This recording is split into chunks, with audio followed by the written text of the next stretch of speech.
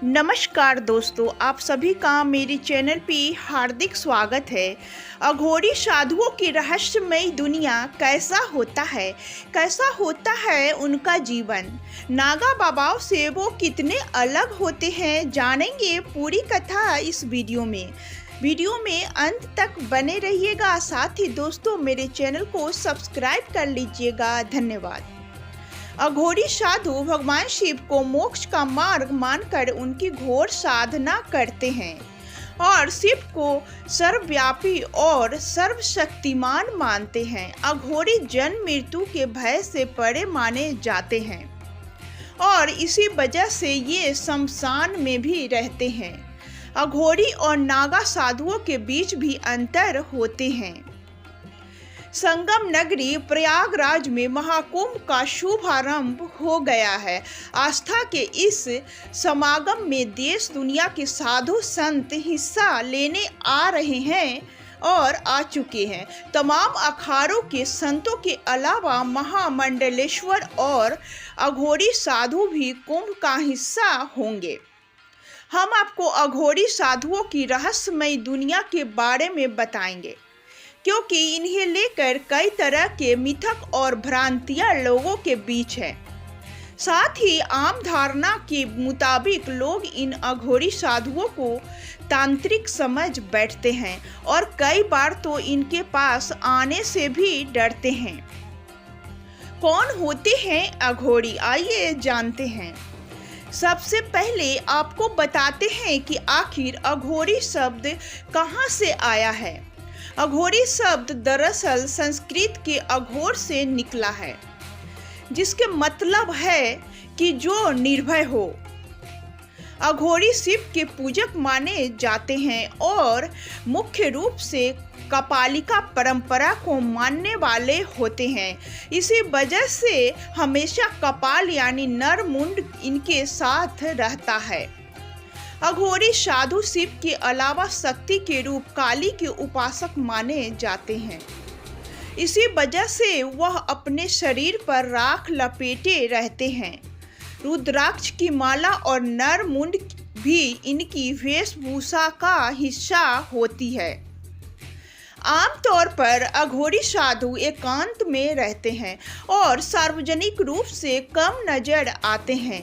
कुंभ जैसे धार्मिक आयोजनों में ही इन्हें सार्वजनिक तौर पर देखा जाता है।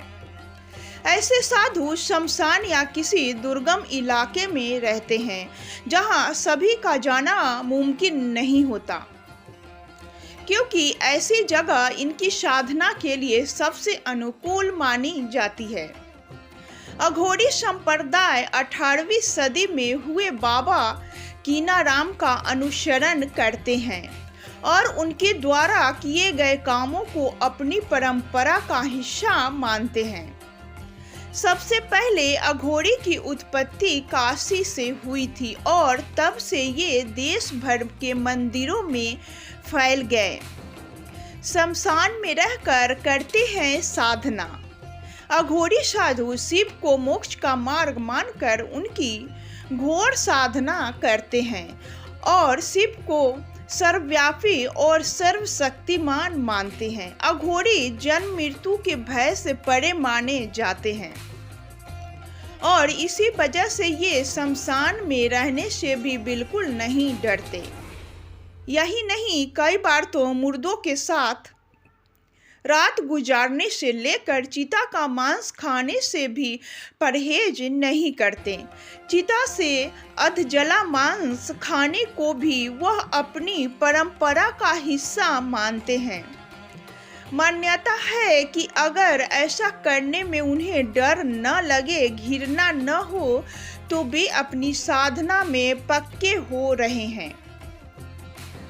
अनटोल्ड स्टोरी नाम से किताब लिखने वाले मयूर कलबाग बताते हैं, अघोरियों के बारे में धारणा है कि वे मानव मांस खाते हैं, शराब पीते हैं और उन्हें तांत्रिक की तरह दिखाया जाता है, लेकिन इसके पीछे पूरी सच्चाई नहीं है। वह ऐसा करते हैं, लेकिन सिर्फ यही करते हैं, ये भी सच नहीं है। ये भी उनकी साधना का एक हिस्सा है। इसके जरिए वह बताते हैं कि वह कुछ भी खाकर पीकर जीवित रह सकते हैं। मयूर बताते हैं कि किसी आम आदमी के लिए रात के वक्त शमशान जाना तक मुमकिन नहीं, लेकिन अघोरी वहाँ कई कई दिनों तक रहते हैं। वह फोटो या वीडियो लेना भी कई बार पसंद नहीं करते। मैं जिन अघोरियों से मिला, कम से कम वो इसके लिए तैयार नहीं थे, क्योंकि इसकी वजह शायद वो छवि है जो आम लोगों के बीच बनी हुई है। वह तंत्र करते हैं, साथ में मंत्र भी करते हैं, लेकिन दूसरों के लिए नहीं। न ही इस विद्या का दुरुपयोग करते हैं। वह अपनी साधना को सिद्ध करने के लिए इनका सहारा लेते हैं। रहस्य की तरह अघोरियों का जीवन। मयूर बताते हैं कि नागा साधुओं के बारे में काफी कुछ बताया गया है और वह आमतौर पर परिचित से लगते हैं, लेकिन अघोरियों का जीवन अब तक रहस्य है और लोगों को इनके बारे में ज़्यादा जानकारी नहीं है। उनको लेकर लोगों के मन में एक प्रकार का डर है, लेकिन वह डर अघोरियों को जानकर ही दूर हो सकता है। उनके जीवन का एक मंत्र है कि आप अपना काम करिए और हमें अपने मोक्ष मार्ग पर चलने दीजिए।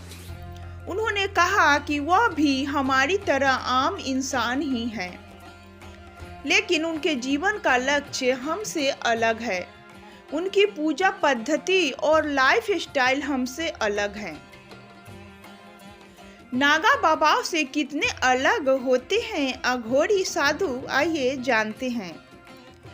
यह माना जाता है कि नागा साधु और अघोरी एक ही होते हैं, लेकिन इसके बीच बुनियादी फर्क ये है कि नागा परंपरा अखाड़ों से निकली परंपरा है, जिसके जनक आदि गुरु शंकराचार्य माने जाते हैं और यह 8वीं सदी के आसपास की परंपरा है।